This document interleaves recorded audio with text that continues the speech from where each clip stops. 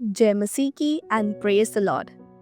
आज की सुबह में मैं आप सबका यीशु मसीह के नाम से स्वागत करती हूँ और विश्वास रखती हूँ कि आज जो वचन पिता ने हमें दिया है वो वचन आपको आशीष देने पाएगा। आज का वचन लिया गया है नीति वचन की पुस्तक उसके 21वें बाब और उसकी 30वीं आयत से। Today's word has been taken from the book of Proverbs, chapter 21, verse 30. कुछ इस तरीके से ये आयत कहती है, ऐसी कोई बुद्धि, कोई समझ और कोई सम्मति नहीं जो यहोवा के विरुद्ध ठहर सके। That there is no wisdom or understanding or counsel against the Lord. इस आयत का कहना है कि कोई कार्य अगर पिता की ओर से होता है तो दुनिया की कोई भी ताकत उस कार्य को रोक नहीं सकती। अब चाहे वो दुनिया की ताकत हो या फिर मनुष्य की रचनाएं हो, पिता ने जो कार्य आपकी जिंदगी में रखा है वो कभी गिरने ना पाएगा। That no power of the world can stop the way that the Lord has set. No human plannings or works shall prevail against the Lord. ये बात अपने आप में ही हमें बहुत ताकत देती है और दिलासा दिलाती है कि चाहे हमारी जिंदगी की बात हो या पिता की प्लानिंग्स की, जो चीज़ पिता ने अगर ठानी है तो उसे कोई भी नहीं हटा सकता।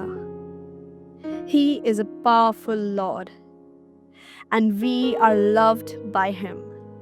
कितनी अद्भुत बात है ये। जैसा कि हमने पढ़ा है मत्ती उसके 24 बाब और उसकी 35वीं आयत में, as we have read in the book of Matthew chapter 24 and verse 35, that heaven and earth shall pass away, but my words will not pass away. कि आकाश और पृथ्वी टल जाएंगे पर मेरा वचन कभी ना टलेगा। आमीन। ये बात बहुत ताकत देती है हमें कि जो बातें पिता ने लिखी हैं और जो कही हैं उसको कोई भी मिटा नहीं सकता।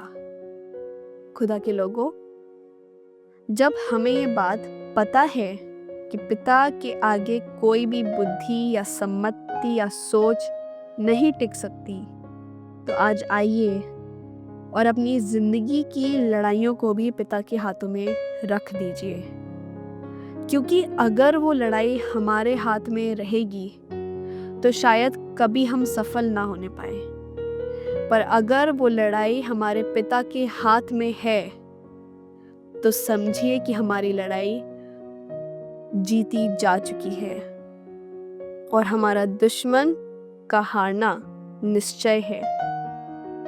Our Lord is a victorious Lord. Nothing shall prevail against him. क्योंकि हमारे पिता ने इस संसार को जीत लिया है। आइए दुआ करें। खुद बाप, हम आपका धन्यवाद करते हैं कि आपने हमसे प्रेम किया है और आपके कार्य अद्भुत हैं।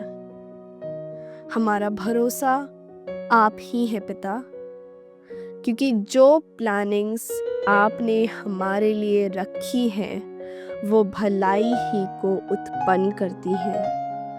हम अपनी ज़िंदगी के हर पड़ाव को आपके हाथों में सौंप देते हैं पिता, क्योंकि हम जानते हैं कि आप हमारी चाहतों को हमसे बेहतर जानते हैं।